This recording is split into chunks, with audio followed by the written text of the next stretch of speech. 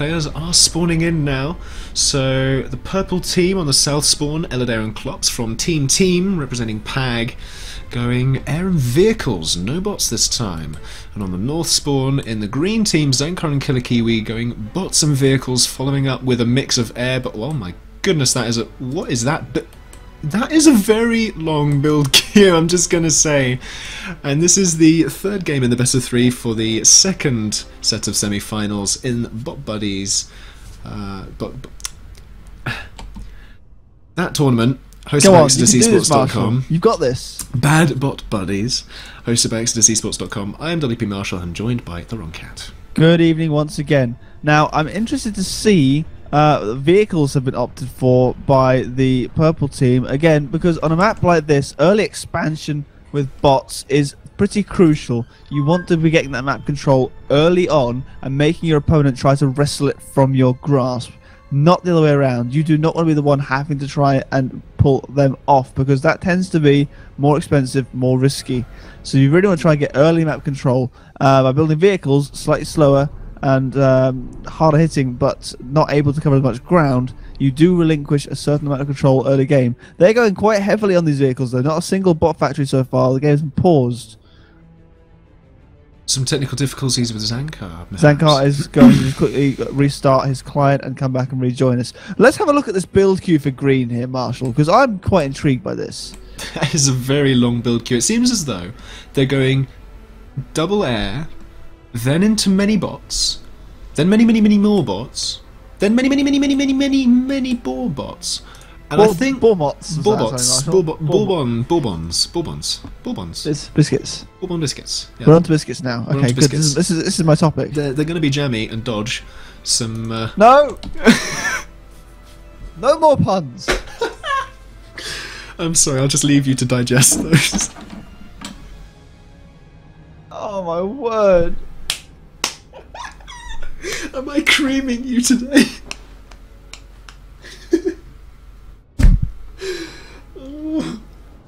I don't have, Marshall, I don't have the energy for these puns. I'm gonna have to go and have a Snickers. Oh. Okay. Biscuit puns. Zankar is coming back into the game shortly. Come on, WrongCat. You do have energy for these puns. Right, we're resuming the game. Zankar is back. Resuming the game. So we were talking about this bot-heavy build here. What do you think about it? I think that going this heavily on bots is not probably the wisest decision. I mean, this is a game on this map. There are lots and lots of choke points. And choke points are a terrain feature which very heavily favour vehicles. Bots like nice big open expanses to go and run around in, frolic if you will. Vehicles, however, like the narrow passageways where they can just sort of charge through, and manoeuvrability not being their strong point, they don't mind. Alternatively, however, if you overpower with bots and get that critical mass, vehicles are slow, and regardless as to whether they are suited to these choke points or not, if they're all in the wrong location, bots can sweep in from another one. And I think that's what green are going to do. They're going to be attacking from multiple different directions simultaneously, whereas purple are actually starting on the back foot here. They're playing very, very defensively. Yes, they have got a couple of vehicle fabric drops off in different locations. They've got one across on the other side of the crevasse there, and also on the ring on the back. But is that enough? We'll have to see. Interestingly enough, green are almost sort of locking down what would be considered an internal expansion point within this ring, this defensive ring. The dangerous trap, as I mentioned to you last time, we played in a similar system, which can encourage players to play in a very turtly fashion. But they're almost trying to lock this down and prevent the pink team, purple team from expanding onto it. However, they have got vehicles, ants specifically, which docks cowering away in this corner here, trying to escape from them, but they're not going to get very far. Ants will overpower docks easily. Easily, yes. But there are a good number of terrain features here that the docks can perhaps negotiate. There are vehicle fibers in there, so maybe they're pushing forward to try and get some expansion and maybe some turrets. Typically what you might often see on Berg is sort of expansions going this way towards your opponent with some turrets and some pelters and walls and stuff, just securing that area, because obviously if you push far enough forward you effectively lock off this entire area of expansion from your opponent, which is a really interesting and powerful move to make. I noticed you pinged the ring. I did. I observed to you at the start of the game that of all of the expansion opportunities on this map, the ring is probably the most defensible and the densest collection of metal which any team can go for. And actually the purples have taken a nice early advantage of this, and they're actually now using the opportunity to build energy here as well. There's just an economic expansion point here that they're going to have with at least a medium level of defense, and they will turtle up around that because it is seemed to be a nice, safe expansion point.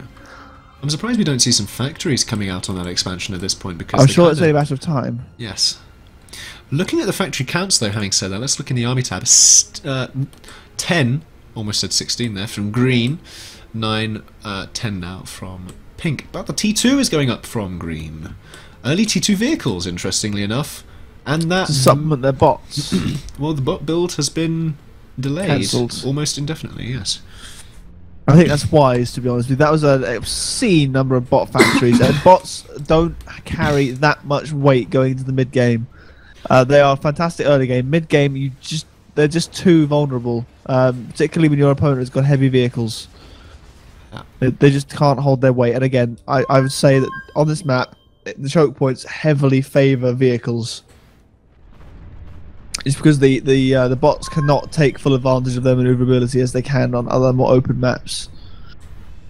Trying to see, as you correctly predicted, the factory is being produced over here now.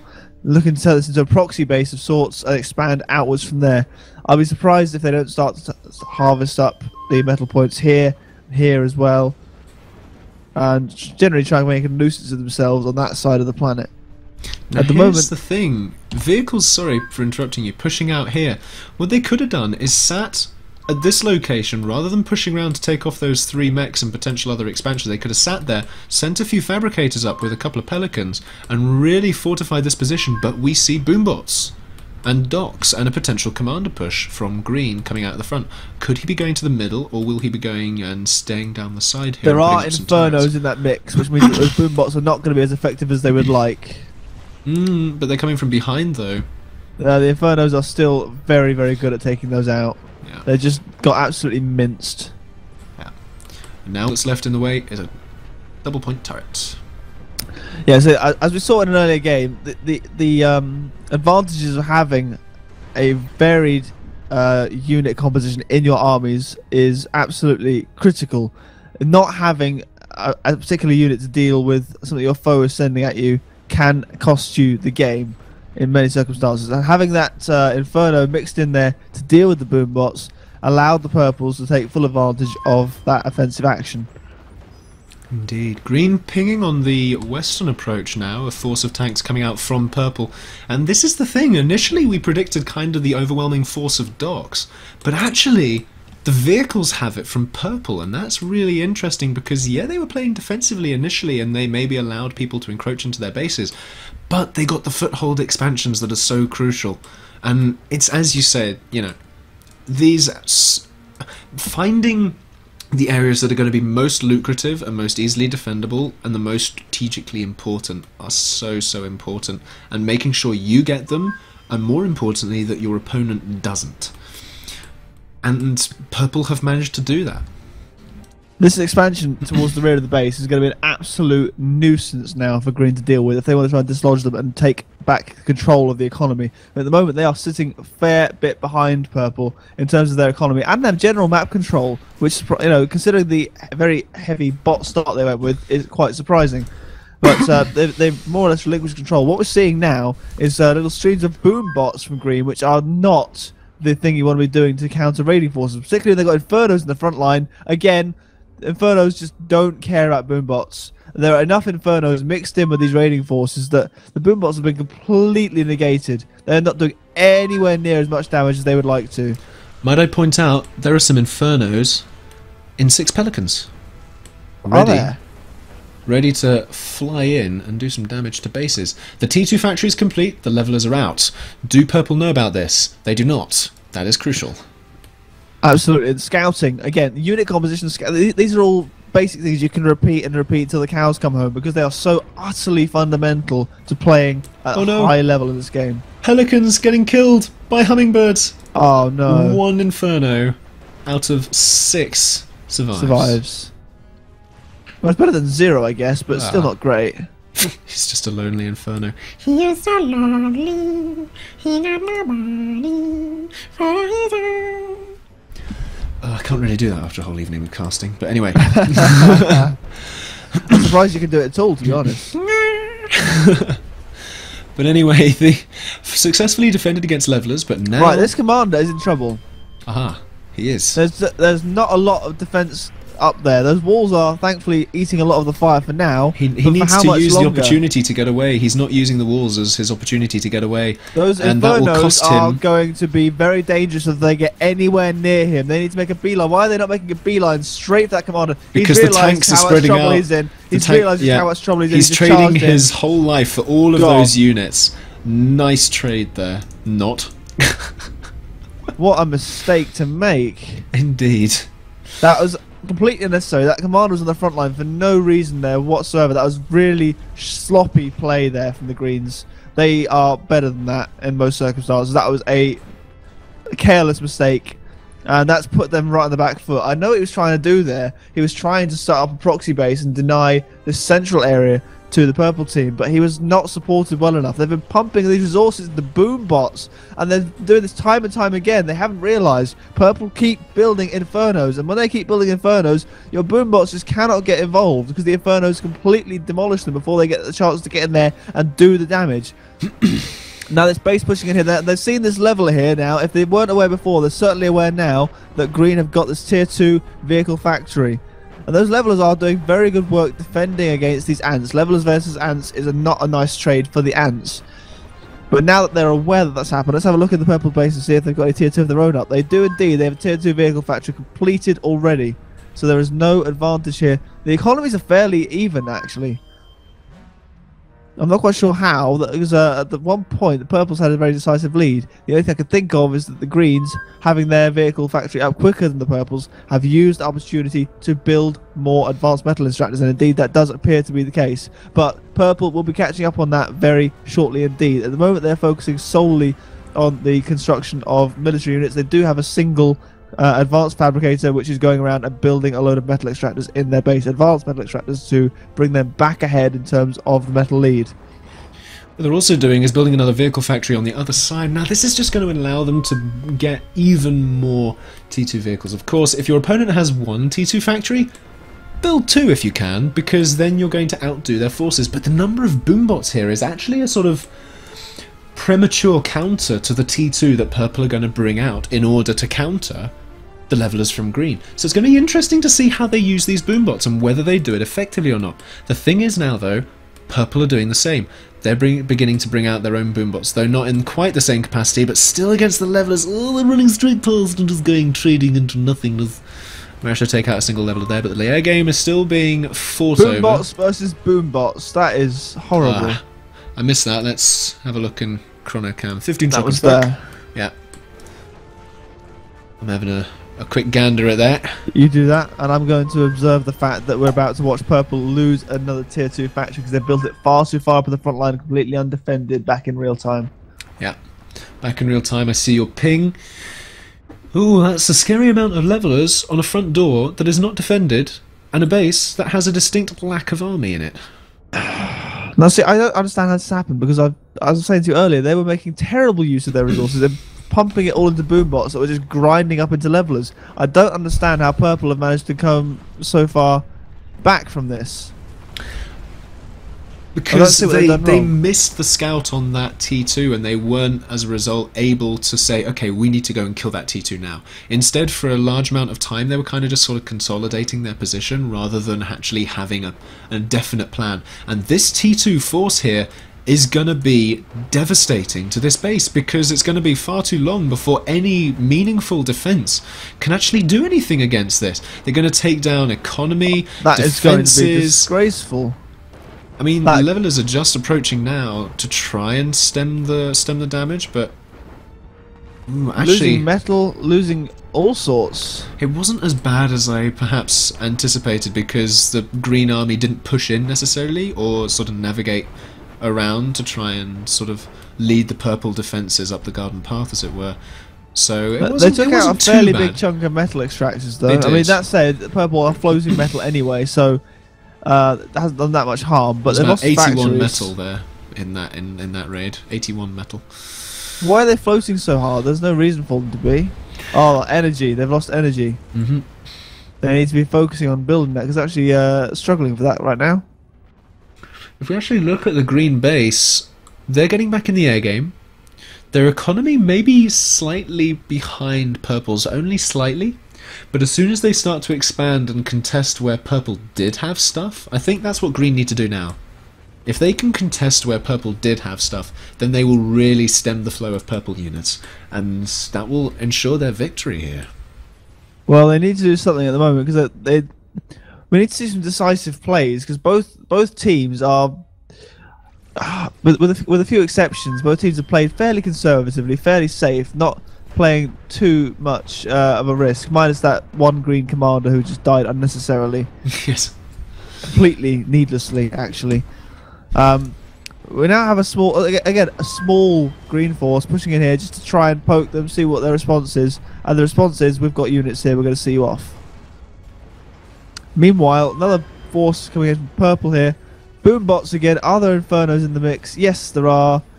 Not as many as there were before, mind you. In fact, there's only one.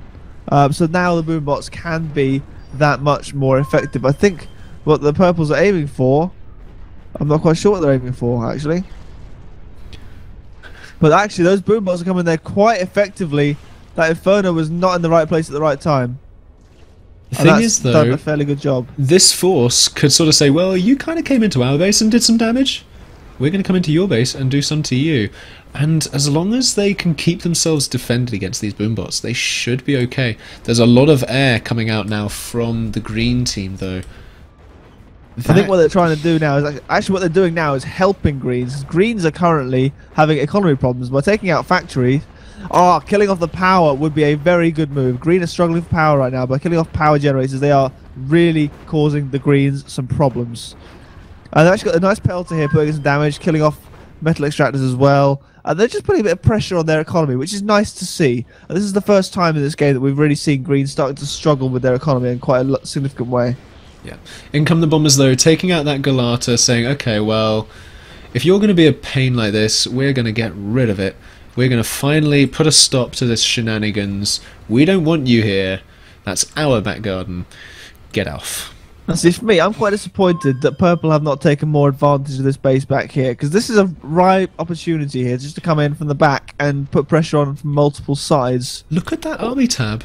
I'm sorry, but they are actually identical. They were identical a second ago. And, like, look at that. In terms of unit counts. Game.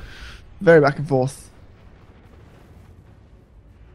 So, where are we now? The only real Levelers coming in against the expansion on the other side. Now, this is what I meant about green actually finally killing off the economy of purple in the expansion there. This is actually going to allow them to do that, because there's nothing purple can really do to this. They do have a few boombots there, but are they going to get the kills? That's the question. It's a little bit too late as the factory goes down. 3 mechs are lost. Few boombots moving out. Try and deal with it. Can they do it? The answer... Ooh, ooh, ooh. Couple of good hits. very close to Very doing it, but close. not quite. I see. These should all have been T2 by now. Yeah. Frankly, doesn't matter. As it happens now, the economies are still neck and neck. Both teams just not allowing any to get any extra expansion. These guys just sat here, not pushing in, because they know there's a force waiting here for them when they do. There's actually a second T2 vehicle factory up now from green, so they think they're in a position now where they can say, okay, well, you can attack our base. That's not essential for us right now. What is essential for us is stopping your economy and getting rid of your stuff from all sorts of different directions. And this is actually working out for them pretty nicely, because going back into the army tab there, green are beginning to pull away. They have the factory advantage, they have the economy advantage, they just need to get back into positive. So it's actually looking up for green at this point. I think psychologically, for Green, they know that they are up against squatters. The bombers! Oh wow, there's no AA in there at all, bombers. is there? And that's exactly the thing, because now Purple are going to be forced to invest in AA, taking even more resources away from the ground forces that they so desperately need in order to defend against stuff. And that's going to allow Green to further their efforts. Now, psychologically, of course, what is this? That's a lot of pings. That's what that was. Yeah, sorry, anyway, as I was saying, psychologically, I mean, for the Green team, I think what's really stopping them from making a big push into their base is the fact that they're thinking, oh, we're up against Klops and Eladir. They are, you know, they're big names in the PA world. And I think that that potentially is stopping them from making a more decisive action in the middle of their base.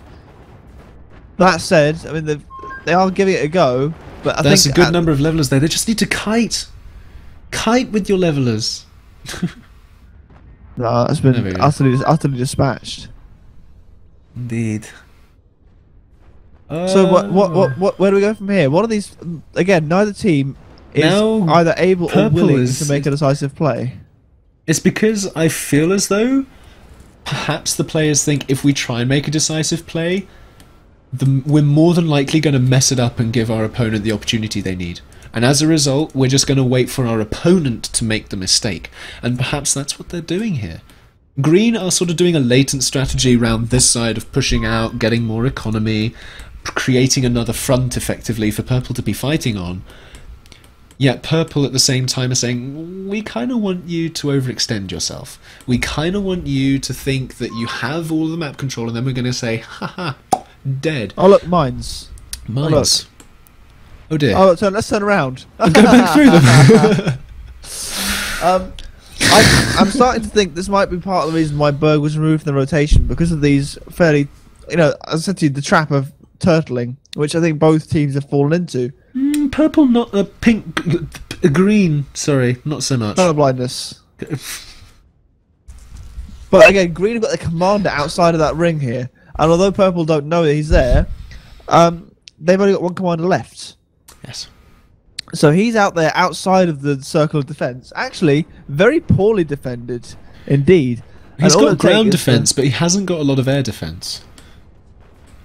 Speaking of air defense, have they mixed some AA into this mixture yet? They have. A few spinners, not really enough. They're still focus downable by those bumblebees, but interestingly enough, we have a large force here. I'm not quite sure what they're doing. Defending whilst the fabricated builds. They're setting that up. Looks like they're trying to now take this. Oh, down go the bombers! Very nice use of the hummingbirds there. We're gonna suicide, of course, but taking down those bombers, defending those units. This is where you need the scout. Let's have a look at what Purple can actually see. Can they see any of that expansion from Green? Yes, they do actually see it. They see the boombox. Oh dear. That was a lucky placement of that Inferno. The Infernos were in just the right place for those boomboxes to grind themselves up into the flame. Now, do they know that their commander is here?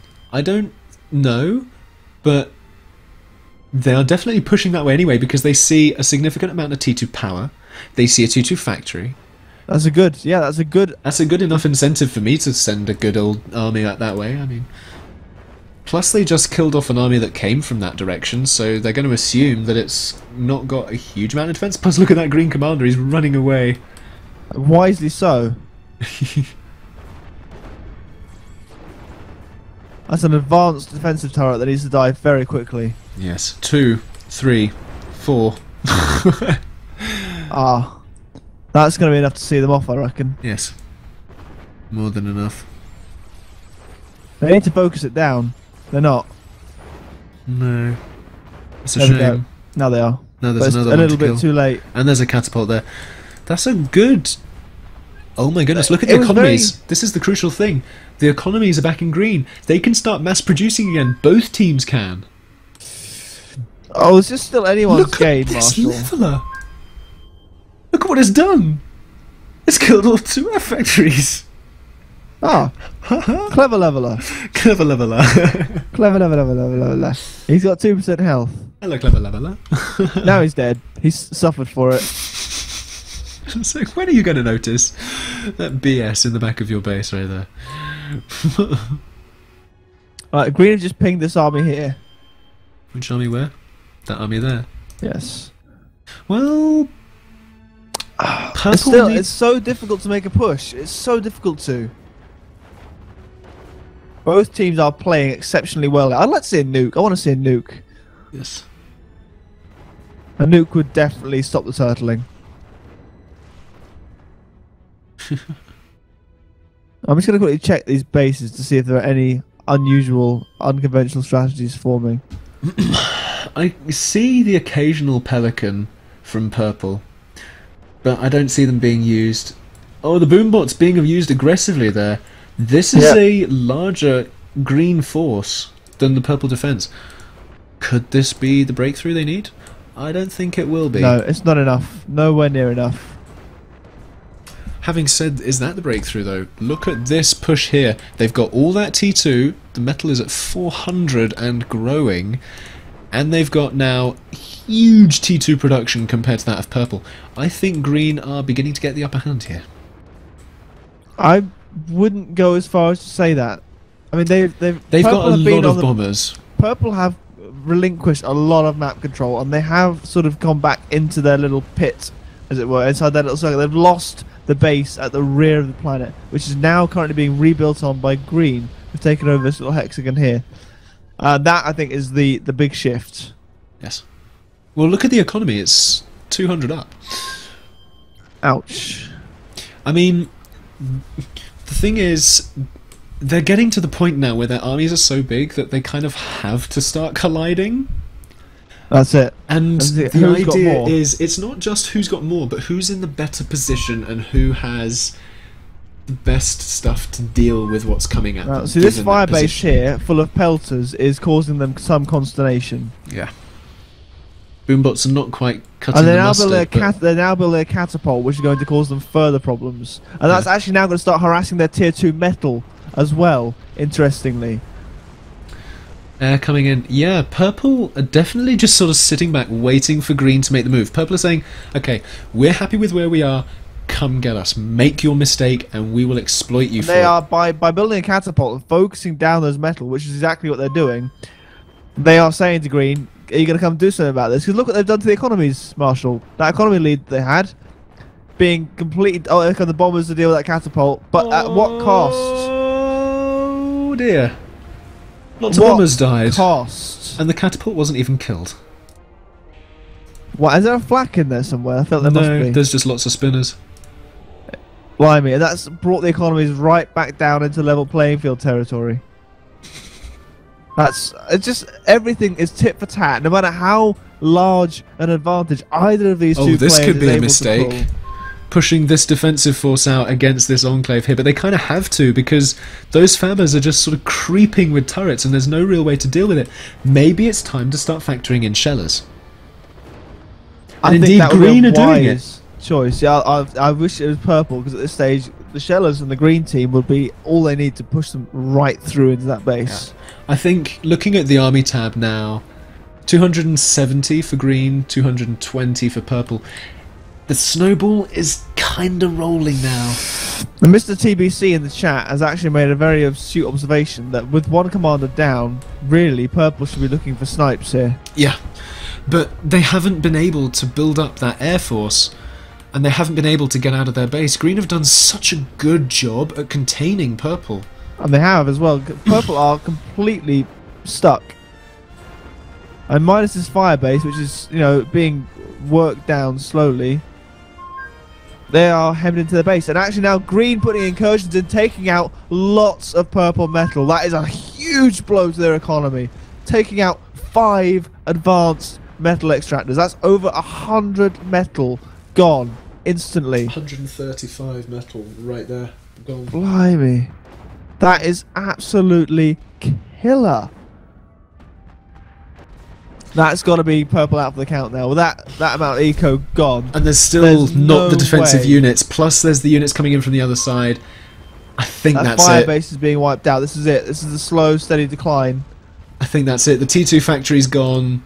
They can no longer counter the levelers with their own levelers. All they have are a bunch of...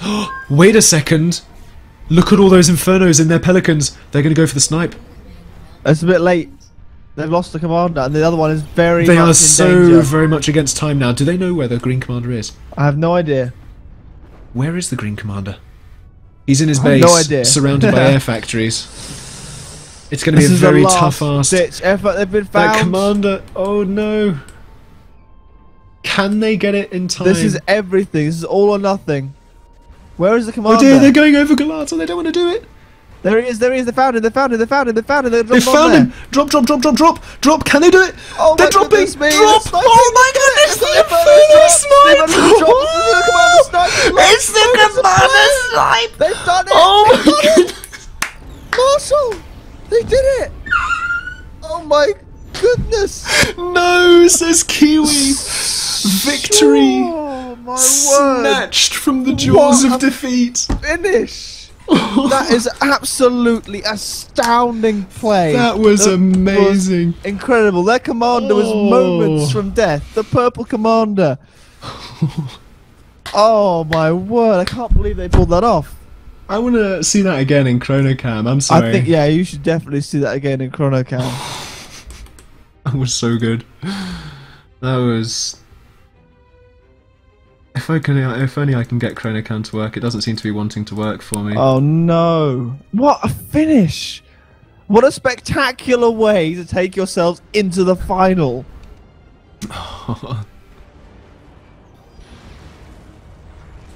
Wow, I Killer, Kiwi and Zankar must be so annoyed. from that. They were so close away. They were that close. There it is. They find the calm. That was absolutely astounding. Those are the moments that I live for in this game. That was so good.